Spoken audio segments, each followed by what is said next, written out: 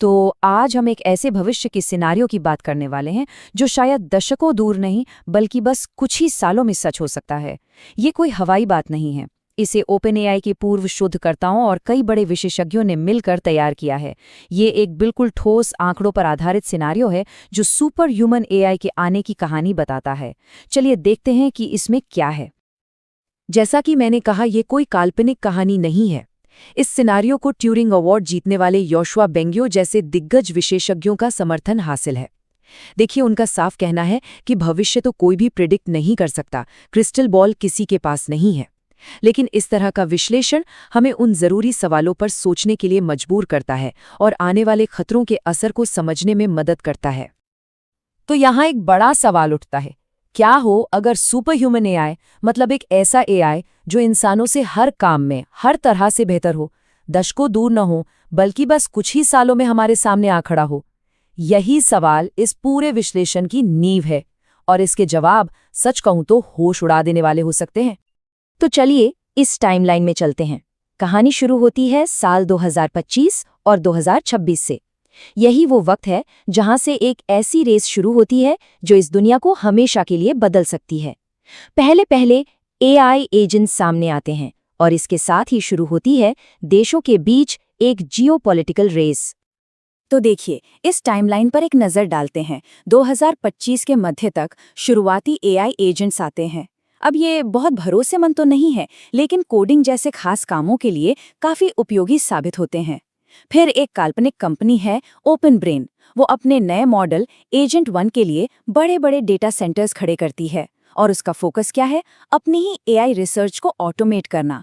2026 के मध्य तक चीन भी इस दौड़ में जाग जाता है और डीपसेंट नाम से अपने सारे प्रयासों को एक जगह ले आता है। और साल खत्म होते होते एआई जॉब मार्केट को बाधित करना शुरू कर देता है, जिससे आम लोगों में बेचैनी बढ़ने लगती है।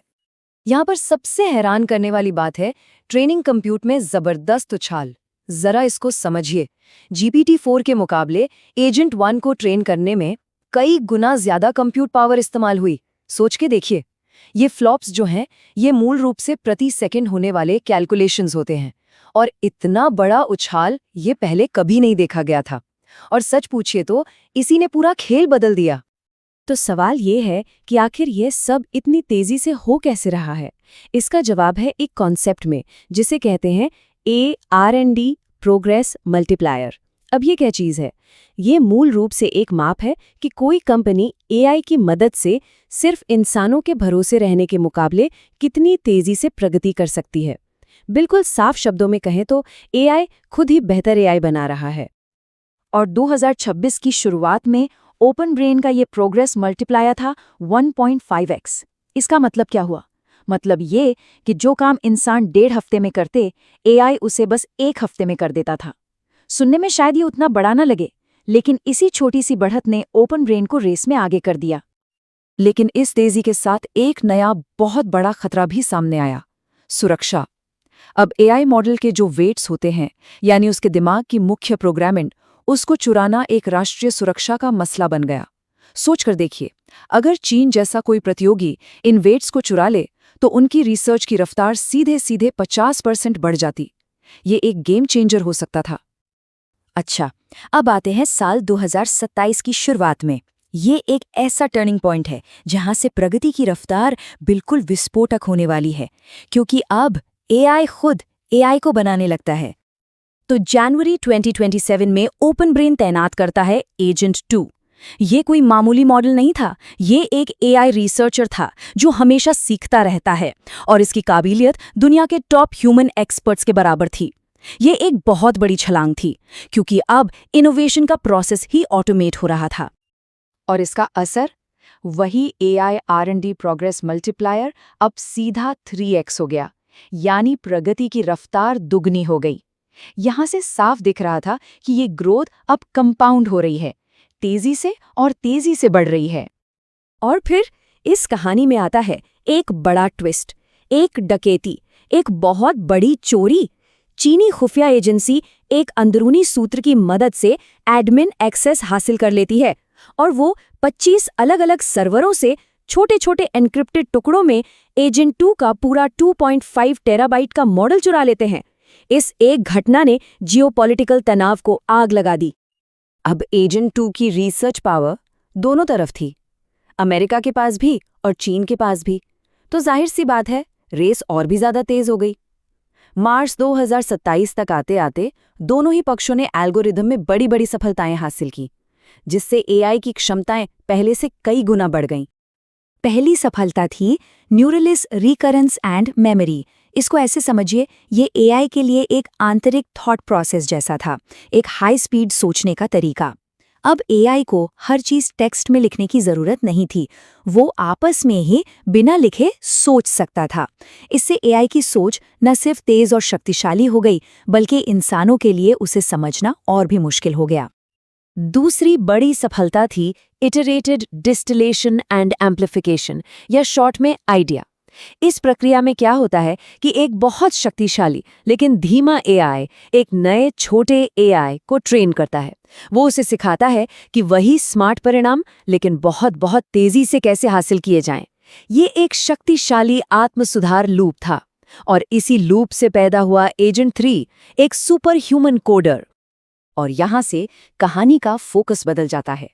अब ये रेस सिर्फ चीन के खिलाफ नहीं है, अब ये एक आंतरिक लड़ाई बन जाती है, एक ऐसी इंटेलिजेंस को कंट्रोल करने की कोशिश जो अब इंसानी समझ से तेजी से आगे निकल रही थी। अब हम प्रवेश कर रहे हैं एजेंट 4 के दौर में। सितंबर 2027 तक एआई R&D प्रोग्रेस मल्टीप्लायर पहुंच जाता है 50x, 50 गुना। इस रफ्तार की कल्पना करना भी मुश्किल है।